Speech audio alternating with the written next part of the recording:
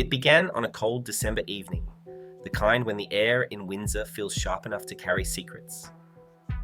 A solitary car slipped quietly through the gates of Royal Lodge, its headlights cutting across the damp winter grass.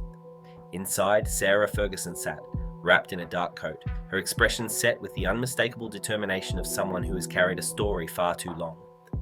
Hours later, the news leaked, not from staff or palace officials, but from a publishing contact who whispered that Fergie had finally agreed to speak openly about her true relationship with Meghan Markle. Within minutes, the story spread like frost across British and American media. It wasn't the fact that she might write again that shocked everyone. It was what she was ready to reveal, because if there's one thing the public has learned over the years, it's this. Sarah Ferguson doesn't speak unless she's ready to change the temperature of the entire room. This time, she wasn't just ready, she was resolute. Reporters who had known Fergie for decades said her tone was different. It wasn't defensive or wounded, not even angry. Instead, it carried an edge of clarity. The kind of clarity she had shown only a handful of times in her life. Right before stepping into storms, she knew she could not avoid. Whispers grew louder. She was ready to speak about the early days when Meghan was navigating the powerful social circles orbiting Soho House. She would address the contradictions between Meghan's version of their first meeting and her own. And she would finally explain why, in the years after Meghan's royal exit, every message she sent went unanswered. Inside Buckingham Palace, reactions were mixed. Charles worried this would add fuel to a fire he had worked tirelessly to contain. Anne, on the other hand, believed that people have the right to tell their story, consequences included. William, still wary after Spare, refused to intervene, and Camilla, increasingly cautious about old scandals resurfacing, watched the situation with visible concern, but none of them could stop what was unfolding. To understand why Sarah Ferguson's decision in December sent such a chill through the palace, we must step back into the winding path that shaped her perspective. A path defined by bruising scandals, unexpected comebacks, and a lifetime spent balancing loyalty with survival. Long before Meghan Markle appeared on the royal stage, Fergie had already lived through every version of the outsider's story. She entered the royal family in the late 80s with warmth and charisma, only to be met with relentless criticism that nearly broke her. When financial troubles followed, she became tabloid prey, mocked, dismissed, and pushed outside the inner circle. Yet she endured. Not gracefully at times, but honestly. More importantly, she never stopped watching how the monarchy handled newcomers, missteps, and reinventions. So when Meghan married into the family, Fergie recognized the signs immediately. The intoxicating attention, the pressure to perform, the misalignment between fairy tales and palace protocol. While others saw a modern duchess rewriting tradition, Fergie saw something more familiar. Someone stepping into a world that could lift her up one moment and swallow her whole the next. What struck Fergie most wasn't Meghan's background or even her ambition. It was the story Meghan publicly told about their first interaction, the supposed moment when Fergie taught her how to curtsy before meeting the Queen. It was a charming detail, one that fit neatly into Meghan's narrative, but it contradicted everything Fergie remembered. In fact, Fergie later told interviewers she barely knew Meghan at all. The disconnect wasn't small, it was glaring. And in the royal world, discrepancies are rarely accidents. Still, Fergie let it go. She had survived worse distortions of truth. She chose peace. But as Meghan's influence grew, and as Harry distanced himself further from the family, Fergie began to hear stories from social circles she once knew well. Murmurs about Meghan's early connections in London, her time at Soho House, her friendships with people who moved in and out of royal orbit long before she ever met Harry. These weren't accusations, merely observations, yet they painted a picture far more complex than the ordinary girl meets prince narrative the world had been sold. At first, Fergie kept her thoughts to herself, but everything changed the year Meghan left for California. Messages from Fergie went unanswered, invitations ignored. Even a simple text meant as a gesture of support received no response. That silence didn't just sting, it confirmed something Fergie had suspected from the beginning. She had been useful to the story, not important to the person. And now, with winter settling over Windsor and the monarchy entering one of its most fragile eras, Fergie's decision to speak wasn't just personal, it was inevitable. The first signs that something about Meghan Markle didn't align with the polished narrative seen on television didn't come from a dramatic confrontation or any single moment of betrayal. Instead, they arrived gradually through whispers, recollections, and patterns that only someone like Sarah Ferguson could recognize. After all, Fergie had spent decades navigating the palace's unspoken codes, the delicate dance between myth and truth, and the dangerous space where public image often eclipses personal reality. It began with stories Fergie had heard long before Meghan appeared on the balcony beside Harry. A former acquaintance from London's social scene casually mentioned seeing Meghan at private gatherings linked to Soho House, events attended by people who operated behind velvet curtains, not red carpets. These weren't ordinary parties. They were networking hubs for actors, investors, political heirs, and the quietly powerful, the sort of circles where presence was currency. Fergie knew those rooms well. She had once been part of them herself. At first, Fergie brushed it aside. Plenty of young women in London moved through those circles. It didn't mean anything, but then came more recollections. A stylist recalling Meghan's confidence in settings where status mattered. A club manager remembering her familiarity with influential figures long before anyone in Britain knew her name. It became clear that Meghan was not simply discovering the world of elite connections. She had already been navigating it long before Kensington Palace came into view. Still, none of this troubled Fergie. Ambition wasn't a sin. What unsettled her was something more subtle. The second sign emerged the first time Meghan publicly referenced Fergie during that now famous interview, in which she recounted how nervous she was to meet Queen Elizabeth and how Fergie compassionately coached her through the proper curtsy. It was a charming moment, emotionally effective and widely applauded. But it was also, to Fergie's surprise, completely false. Fergie barely knew Meghan at the time. They were not close. They did not rehearse curtsies, and yet her name had been woven into Meghan's story as if they shared a deep, warm connection. The detail wasn't malicious, but it suggested something important. Meghan was willing to reshape reality if it served a narrative. Fergie felt a shift then, a small one, but unmistakable. The third sign came after Harry and Meghan began stepping back from royal duties. Contrary to what the public saw, the glamorous Netflix deals, the California sunshine, the carefully curated independence, Fergie sensed something else simmering beneath the surface. She had lived through exile too, albeit in a different era. The transition was never as clean as it looked, and more importantly, it never happened without burning bridges. So Fergie reached out, not with judgment, not with demands, simply with kindness, a message of support, a shared experience, an attempt to create connection where none had truly existed before. But Meghan never responded. Fergie waited. Days passed, then weeks. Eventually, the silence grew into something more than oversight. It felt intentional, as though the association no longer benefited the brand Meghan was building in California. It stung, not because Fergie expected loyalty, but because she recognized the pattern. She had watched enough people rise and fall through the royal orbit to know when someone was moving on from relationships that no longer served their arc. The fourth and most troubling sign, however, came from within the palace itself. Charles's senior aides mentioned in confidence that Meghan's story about the curtsy moment had been questioned internally. William found the detail odd, and Anne, with her sharp, steely intuition, openly doubted it. Catherine, ever gracious, refrained from public commentary, but even she reportedly confided to a friend that the story didn't sound like the Sarah they all knew. For Fergie, this was the final confirmation that the narrative the world adored wasn't the narrative she recognized. It didn't mean Meghan was malicious. It didn't mean she was deceptive, but it did mean her relationship with the truth was flexible, shaped by emotion, shaped by strategy, shaped by the desire to be understood on her own terms. And now, with winter pressing in on Royal Lodge and the monarchy confronting pressures from every direction, Fergie realized something. If she remained silent, Meghan's version of events would become the only version that survived. That realization, quiet but powerful, was the moment everything began to shift. The early signals that something in Meghan's carefully curated story did not align with reality began to unfold quietly behind closed doors, through winter corridors, and protected conversations. And what followed showed why Fergie's decision to speak carried consequences far beyond her own reputation. Once Sarah Ferguson began asking questions, the ripple travelled upward, all the way to the king.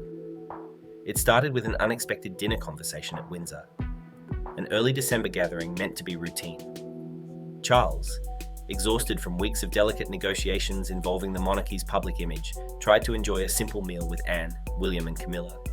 But someone mentioned the word memoir. Camilla stiffened. Anne leaned back slightly, eyes narrowing. William didn't react at all, which was a reaction in itself. Charles, confused, asked what was going on. Anne was the one who answered. Sarah Ferguson is speaking with a publisher again, she said. And this time, Meghan's name appears in the outline. The fork nearly fell from Charles's hand. Camilla was the first to speak sharply. "Oh, for heaven's sake, is she trying to drag the entire family through the mud again?" But William, calm as winter stone, simply replied, "If she's telling the truth as she knows it, there's very little anyone can do." Charles stared at him. "Are you saying we should let her?" "I'm saying," William answered quietly, "that paying to silence people doesn't work. Not anymore." Anne nodded in agreement. "If Meghan can write her version of events, then Fergie has the right to correct the record. We may not like the timing, but there it is." Camilla, visibly uneasy, took a sip of wine before adding, "Well, this is exactly what happens when people feel ignored. Meghan distances herself, Sarah feels slighted, and somehow it becomes our problem." Charles didn't respond, but the tension in his jaw spoke volumes. Meanwhile, at Royal Lodge, Fergie wasn't plotting revenge. She was reflecting. For the first time in years, she sensed that telling her story truthfully, carefully, and on her own terms could provide something she hadn't felt in a long time. Clarity. Not vindication, not fame, just clarity. She met again with her editor in a small drawing room warmed by a crackling fire. The winter air outside beat softly against the windows while the two reviewed the sample chapter she'd written. The chapter in which she described hearing Meghan's version of their curtsy meeting and realizing the world now believes something she couldn't recognize. "It's not about attacking anyone," Fergie said softly.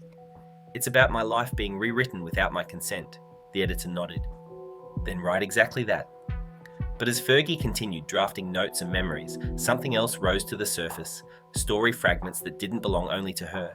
Observations from others, moments shared in passing rooms, things overheard, things forgotten, things never spoken. Her perspective wasn't just her own, it belonged to the interconnected web of royal life that had witnessed Meghan's entrance, rise, struggle, and departure. And that meant her story, if she chose to tell it in full, could ripple through every corner of the monarchy, especially because others were now silently watching. Catherine in Windsor didn't speak publicly about Fergie or Meghan, but those close to her noticed she seemed calmer than Charles or Camilla. She valued authenticity, and if Fergie wanted to bring nuance to a story that had been flattened for too long, Catherine was hardly the one who would stand in her way. Camilla, however, saw things differently. She had spent decades rehabilitating her own image after years of hatred, scandal, and blame. She knew how a single story told at the wrong time could unravel years of progress, and she feared that the more Fergie dredged up, even unintentionally, the more the public would revisit old wounds involving Andrew, the Yorks, and guilt by association. Inside Buckingham Palace's communications wing, the strategy shifted to watchful silence. No intervention, no warnings, no attempts to control Fergie. They had learned from Harry and Meghan, trying to manage a narrative often makes it explode faster, but outside the palace walls, curiosity grew. Across the UK, older viewers began calling into radio stations, recalling the days when Fergie was both adored and mocked. In the US, the story was even hotter. Talk shows debated whether Fergie was about to become the unexpected truth-teller of the decade. And if you're watching this now, from the US, Canada, Australia, the UK, or anywhere else, I would be honoured to know which city or country you're joining us from today. It's fascinating how these royal stories resonate across borders, each audience viewing them through a different lens. As interest swelled, Fergie found herself at a crossroads. To stay silent would mean letting Meghan's version of their relationship stand uncontested forever. To speak would mean stepping once again into the storm. She had lived inside storms before, but this one, this winter storm building over Windsor, was different, because this time the story wasn't just hers. It belonged to an entire royal generation. The moment everything shifted came not during a confrontation, nor through a leak, but in a quiet drawing room at Royal Lodge on a frosty December afternoon when the sky hung low and heavy like a curtain waiting to fall. It was here that Sarah Ferguson finally allowed herself to say out loud the words she had only whispered inside her own mind. "I think it's time," she told her editor, her fingers tracing the rim of a teacup gone cold. Her editor, a seasoned professional who had weathered celebrity confessions, political memoirs, and more than a few royal tangles, didn't push. "If you write this," he said gently, "you're not just telling your story, you're reshaping hers." Fergie knew that, and she knew the storm it would cause. But the truth had sat inside her for too long, tightening like winter ice around the edges of her memory. And now the ice was cracking. She reached into a leather bag and pulled out a stack of handwritten notes, memories, dates, odd anecdotes, fragments of conversations from years past. Most were harmless, a few were uncomfortable, but one page in particular made her pause, staring at it for several seconds before speaking. "It's the curtsy," she said quietly. "That story, the one Meghan told on camera." Her editor nodded. "The moment she says you taught her how to greet the Queen," Fergie exhaled. It didn't happen. It wasn't anger that coloured her voice. It was something deeper, a kind of sadness, a recognition that the moment which had touched millions during Meghan's interview didn't belong to either of them, because it hadn't existed. Fergie didn't mind being portrayed kindly, but she did mind being used to decorate a narrative. "Why say it then?" the editor asked softly. Fergie's answer was honest, because it sounded good, and because people believe what sounds good. This was the shocking truth she planned to reveal. Not a scandalous betrayal, not a personal attack, but a simple contradiction with profound implications. If the world had embraced a moment that wasn't real, what else in the story had been shaped for sympathy, for effect, or for survival? This was the centre of Fergie's internal storm, but the external storm was only beginning. Word of her meeting reached Kensington Palace within hours, not through official channels, but through the same whisper networks that once reported on Diana, then Camilla, then Kate, then Meghan. Catherine was briefed first. She didn't react with alarm. She simply closed her notebook, leaned back, and murmured, "It was always going to come out eventually." William received the news while reviewing briefing papers. He didn't look up, only said, "If she speaks honestly, let her speak." His voice carried neither excitement nor dread, only the weight of someone who had learned that controlling a narrative was a losing battle. Unsurprisingly, he was the most direct. If Sarah's truth contradicts Meghan's, the public deserves to know. You cannot build your legacy on borrowed stories. But Camilla's reaction was different. Camilla had spent decades fighting the kind of narrative storms that could destroy a reputation. She had rebuilt herself brick by brick, taking blows that would have flattened anyone else. And now she felt a familiar dread, that someone else's book, someone else's truth could reopen wounds the family had worked hard to close. "Charles cannot allow another memoir to destabilize us," she said sharply during a private conversation. Charles listened, rubbing his brow as though trying to massage away the weight of years. He understood Camilla's fear, he understood Meghan's fragility, and he understood Fergie's exhaustion. But more than any of that, he understood that silencing people only ever creates louder echoes. "Everyone has their version," he finally said. "Perhaps this time we allow the versions to stand." Meanwhile, across the Atlantic in California, Meghan was unaware of the tremors. Her team monitored the usual chatter, tabloid murmurs, journalist speculation, but Fergie's name hadn't yet reached their threshold of alarm. And so Meghan continued her work, her projects, her life. The coming storm had not yet touched her, but inside Royal Lodge, Fergie placed her pen against the paper and wrote the first line of the chapter that would change everything. "The truth is not a weapon. It is simply the part of the story I can no longer carry alone." And once she wrote that, there was no going back. The consequences of Sarah Ferguson's decision to write, truly write, did not explode overnight. Instead, they rolled outward like a slow winter storm, gathering weight with each new gust.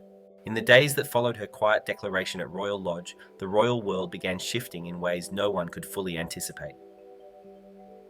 The first tremor came from the British press. By early morning, discreet hints appeared in the Royal Insiders columns. Nothing explicit, nothing reckless, just a soft ripple.